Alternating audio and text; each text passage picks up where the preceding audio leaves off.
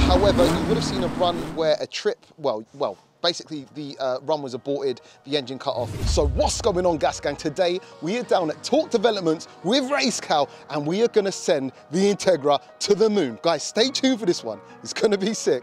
Let's get it. Welcome to Officially Gas.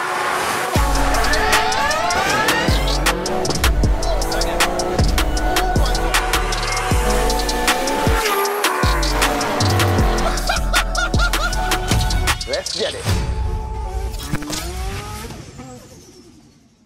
So yes, guys, as the intro said, today we are down at Torque Developments with RACECAL. Actually, specifically, Romain from RACECAL, the notorious Cyvex mapper. In fact, just a legend when it comes to mapping cars. He's the actual person who mapped the car on the last session you guys would have seen about 6 months to a year ago or thereabouts, where the car made 619 brake horsepower. Now, a lot of you guys actually didn't believe it was running that power because of the times it was running on a strip.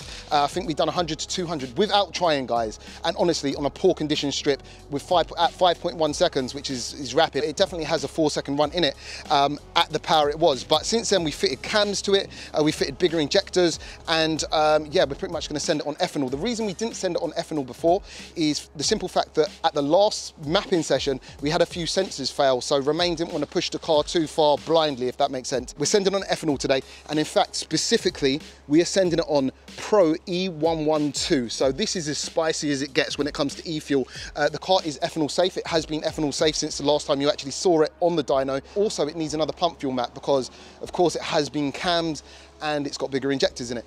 I don't think a lot more has changed since then, engine-wise, but yeah, we're gonna see what this can do. Hopefully we're gonna max out the turbo. It's a GTX 3582R T1 T51R mod, and yeah, that's pretty much it. I think you're up to date. What I'm not gonna do is hold you up too long because, as you see behind me, things are going on. So what we do is we get in there, we speak to Josh, who's also come down in support from Auto Talk today, and definitely Romain to get their opinions on the power we're hopefully gonna achieve today. So let's get it.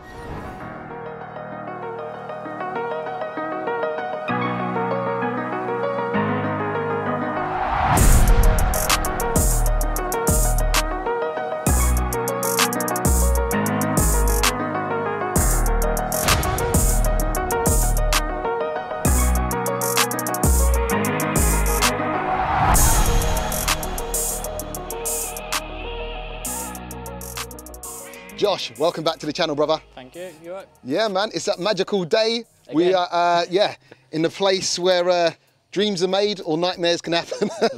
Hopefully dreams. Nah, today should be a good day. But I just want to get your expectations on what you think we're going to be able to push today. I would like to see 700 wheel on ethanol. 700 wheel converts to about 800 brake horsepower. So we'll see. I might be being optimistic. All right. I've taken a bit into account. Yeah. And I personally think it might have had a bit of a lower number than what I should have done last time. Okay. We shall see. All right, well listen, you're saying 700 wheel.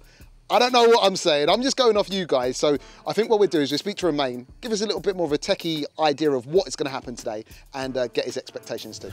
The legend that is Romain from RACECAL. Welcome back to the channel, brother. Thank you. We're going to push this a little bit more than we did last time today, right? Yeah, a little bit more. So last time we had little niggles. Yep. They've all been sorted. The car's been running fine for a while now. Yeah. You've been enjoying it, putting some good times as well. Last time, one of the issues that we had, apart from like the car itself, was the 4-wheel drive. Yes. And the link and the rollers and stuff, because the tires were fairly small last time. So not to have any issue with wheel spin, we decided to remove the prop. As you can see, it's only on the front. Hub dyno. Yes. Which for me as a tuner is always my favorite option, and also gives a more accurate reading. You only got the power at the wheels, so you kind of like need to make an estimation of the flywheel, and it's always like hit and miss, how much you want to make out. Like some people will have 15%, I've seen up to like 25%, which in today's age is completely unrealistic. It's not like an old Evo 4 or Skyline when you had a lot of like transmission loss. So don't really care about flywheel power as such, because we know the car's fast. So it's more see what we've got now with the new injectors. That's right. So change the injector so we can go ethanol, because we are too close from the limit on pump fuel last time. And because of the other issue, we decided not to do E85. So today is going to be pump fuel again, just for the new injectors. And then after that, It's the spicy stuff. Spicy stuff. It's not magic stuff. Just make everything runs better, cooler.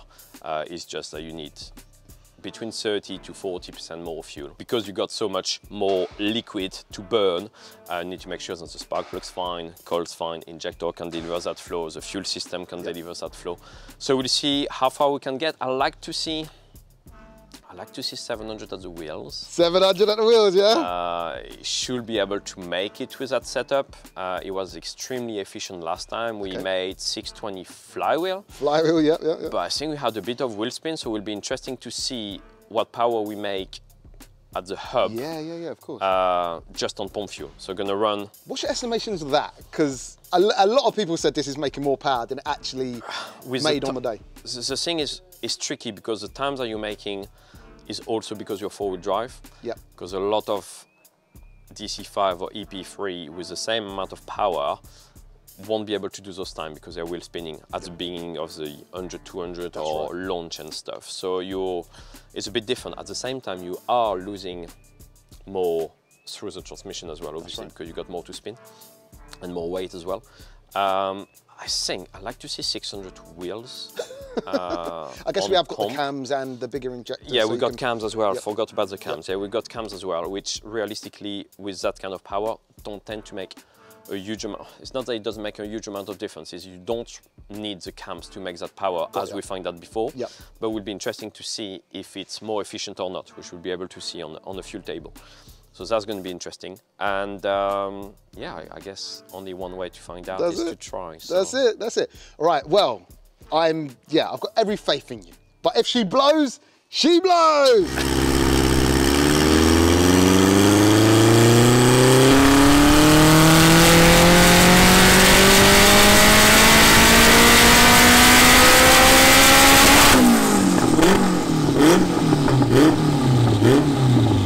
Right guys, so as you guys just saw, that was actually our first run. That was a low boost run.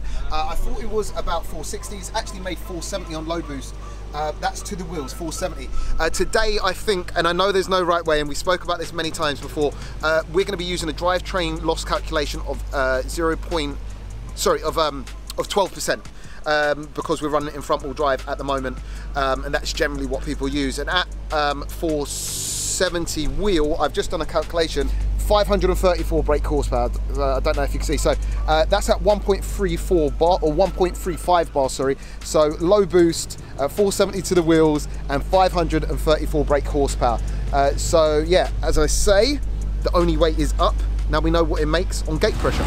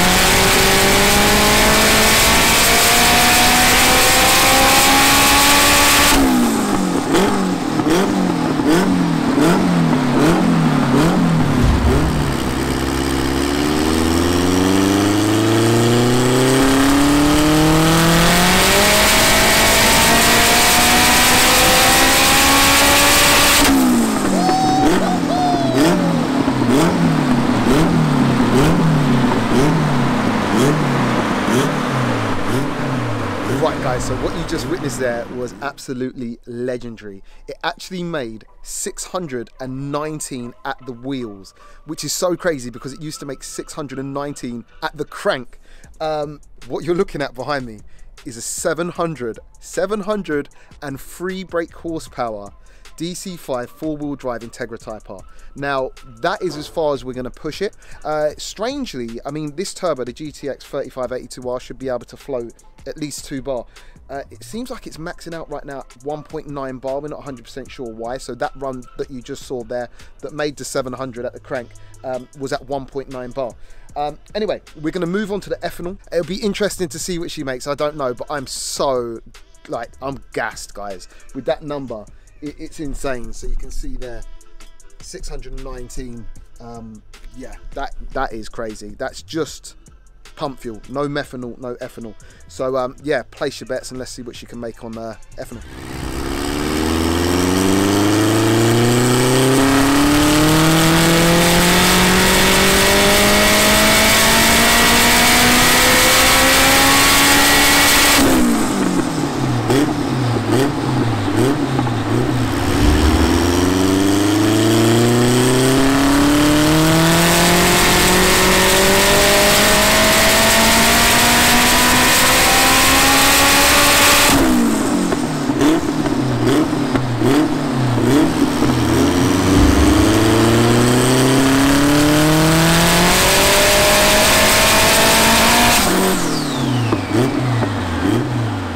So as you might have seen, we kind of aborted that last run simply because we lost all boost, and looking around we weren't sure exactly what had happened, but we were pretty sure we had blown off a boost pipe. And yes, we had blown off a boost pipe. We had actually blown off a boost pipe down here, one behind there, so that is now fixed. Also, in the meantime, we fitted a step colder spark plugs. Am I right in saying they are 9s or 8s now? 8s, 9s?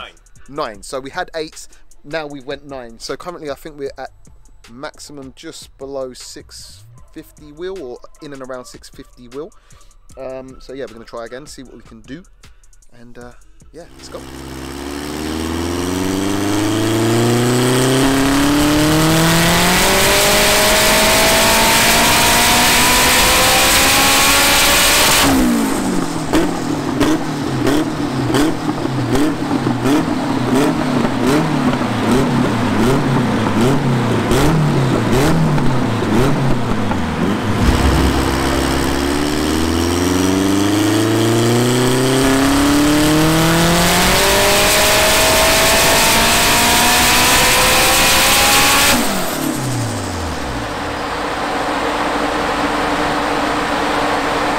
Guys, so we have actually stopped there. Now, I'm not sure how well I've kind of documented what just happened.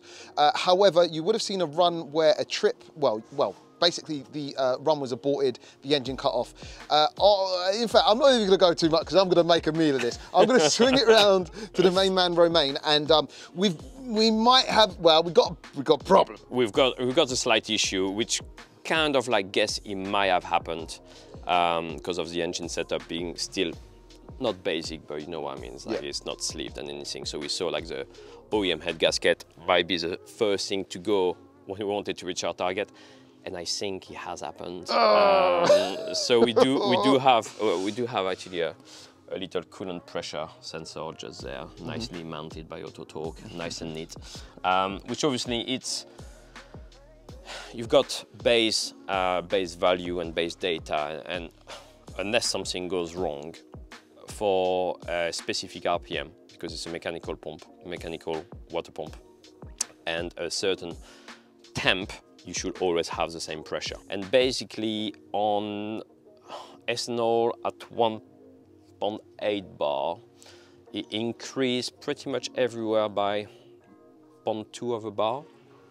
But the engine was a bit hotter than what it was, because obviously because the car's tuned, you can like do run a bit faster, so in between run was a bit shorter. So the coolant temp went about 80, when normally before it was about 77. So I was like, maybe a bit hotter, a bit more coolant pressure. It wasn't that bad anyway. We're still reaching like 1.1, 1.2 bar of coolant pressure. So it wasn't too bad. But then on the next run at 8.4 exactly, the engine shut off. It's one of the few trips when I actually turn the engine off completely. Just you want to switch the combustion process as quickly as possible. So you turn coil and injectors off pretty much instantly. Like the trip is 50 milliseconds. If it goes above 1.5 bar, which it did at 8.4, So at this point, obviously, we stopped. No sign of head gasket or pushing coolant or anything. So it was like the trip was very, very tight, very safe as such as you can make it. So we stopped. The coolant pressure didn't really come back down when it went cooler. So I was like, well, maybe it's an issue with the sensor. Maybe it's just starting to do the head gasket and it's pushing coolant and it's putting a bit more pressure. So what we decided is to go back and do a run on lower boost and compare to that. And basically going back on lower boost, we went back to what we had just before. So like, okay, maybe it's fine. So we decided to do a run, exactly the same boost, which is 2 bar on ethanol. But then this time he went to 1.8 bar, which clearly was an issue because it was not consistent, and more boost equal more coolant pressure is not normal. It shouldn't happen. Still no other sign apart from this sensor reading a bit higher up than what we were reading previously. No smoke, no locking up when you start the engine up, no smoke when you start the engine up, still runs fine. There's no other symptoms. So what we decided is to let the engine cool down a bit, and actually we just remove the cap to see if the reading will go back to 0, and it did. So which means the head gasket is starting to go. I don't think there's any other damage because as we said, the engine is still running fine. But it's one of the reasons why you go for all the safety feature. Whichever ECU you want to run, the more sensor you've got, the more data you can get. Because if we didn't have this, clearly it would be gone. No, well, it wouldn't be gone. It might have been gone now because we wouldn't have stopped and we would have kept pushing a bit because we wanted 700 at the wheels, but we wouldn't have known. So it might still be fine, but clearly not for long. Not for long, not for long. But yeah, it was going all right up to that point.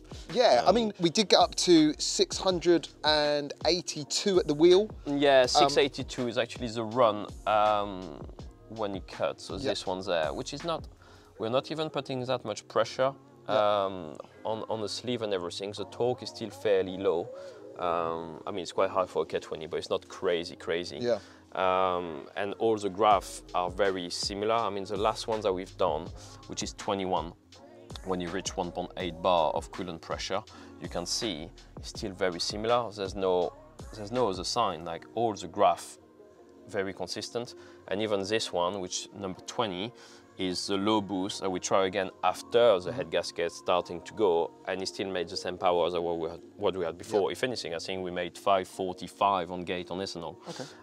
So it's no big drama.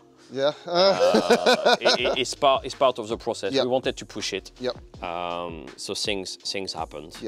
We all knew that, so it's important to know what happened and how to fix it now. But it's very promising. I mean, you're basically near enough on your target. Guys, that is 770 brake horsepower. So now, as Romain said, we're going to go away. We're going to inspect the head. You know, hopefully it can get away with a new head gasket, some better head bolts, and then mapping is pretty much where you want it to be. Anyway, so. Like the things I wanted to do after. So I don't know if you talk about it on your channel, but about like the launch control and the traction control based on GPS now, because it's 4-wheel drive. So it was, you do have a viscous, but you do want the traction control being based on the real vehicle speed. So the GPS is the best way to do that. So we need to set this up. So we need to make sure that the front wheels matching the GPS speed. Then you can do launch control based on GPS speed. So you can really have a slip target to make the tire work as well as you want. So you want enough slip at the front, so you got power at the rear because of how the viscous works. Exactly. And also not too much wheel spin, otherwise you're not going to go anywhere. Of course. So we need to set this up, probably go on a runway or something, and actually finish the full setup properly. Of course. And see, maybe do a video about how we actually do things like this. Yeah, most definitely, most definitely. So all right, guys. So kind of a bittersweet one today. Take what you will from it. I mean, look, we had highs, 700 brake horsepower or thereabouts on pump fuel, which is incredible. My mind was blown. Unfortunately, now it seems like the head gasket's blown. So yeah, it's just one of those things. 770 on ethanol. It looks like if it has blown, we've kind of hopefully got away with it quite lightly, maybe, fingers crossed. Josh is going to be able to hopefully find out quite soon. So we'll have to keep you updated on that one. Is what is, these things happen, guys. It's just another, I don't know, chapter in the story. So yeah, it is what it is. I want to say a massive thank you, Romain, once again for being here with us today, tuning the car. Your car. Yeah, I didn't stop it. We wanted to push it, bro. We wanted to push it. It is what it is.